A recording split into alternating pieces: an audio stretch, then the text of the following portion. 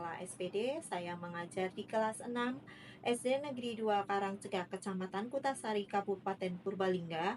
Saya merupakan peserta pembatik level 3 tahun 2024 dan hari ini saya akan menyampaikan materi bahasa Indonesia mengenai unsur-unsur intrinsik dalam sebuah cerita.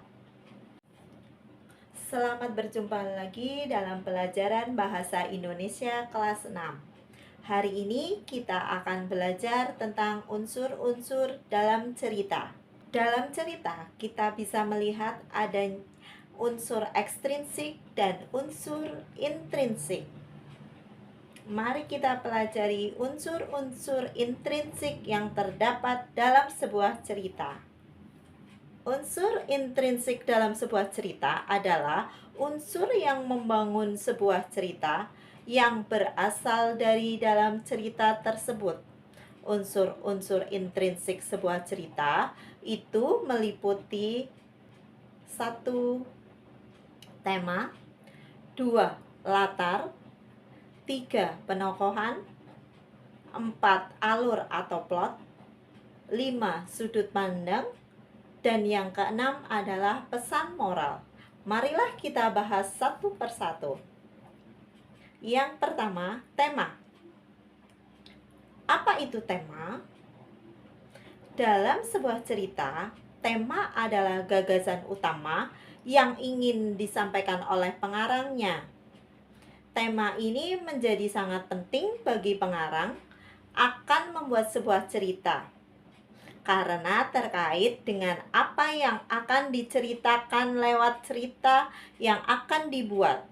Tema cerita sebaiknya bersifat aktual. Tema ini dapat berasal dari lingkungan sekitar, permasalahan dalam kehidupan masyarakat, bahkan bisa juga berasal dari permasalahan dalam diri pengarang itu sendiri. Yang kedua, latar. Latar yaitu suasana, tempat, serta waktu dari cerita. Seperti apakah latar cerita tersebut? Latar cerita dapat berupa tempat, waktu, suasana, dan budaya yang melingkupi cerita.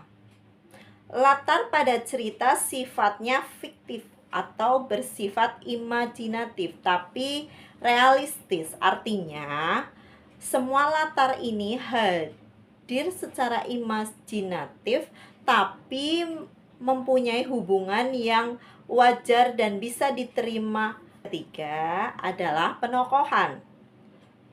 Penokohan ini meliputi penentuan tokoh utama, tokoh antagonis, tokoh protagonis, tokoh figuran.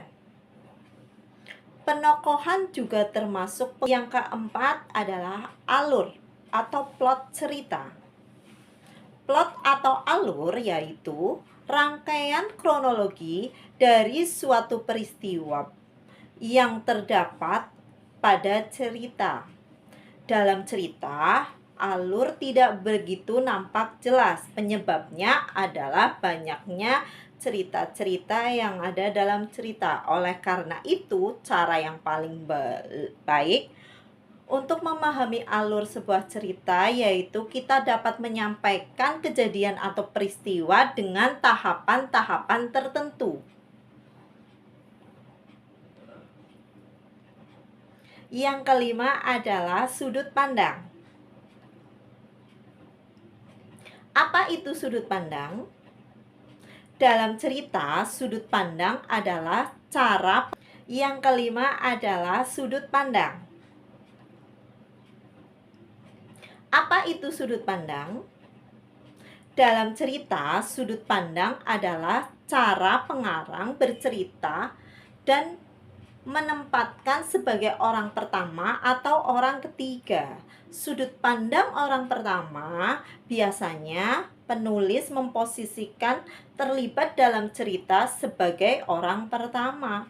Dalam cerita ditandai dengan menggunakan kata ganti aku atau saya. Sedangkan sudut pandang orang ketiga, penulis memposisikan sebagai orang ketiga atau di luar cerita. Penulis hanya menceritakan apa itu sudut pandang.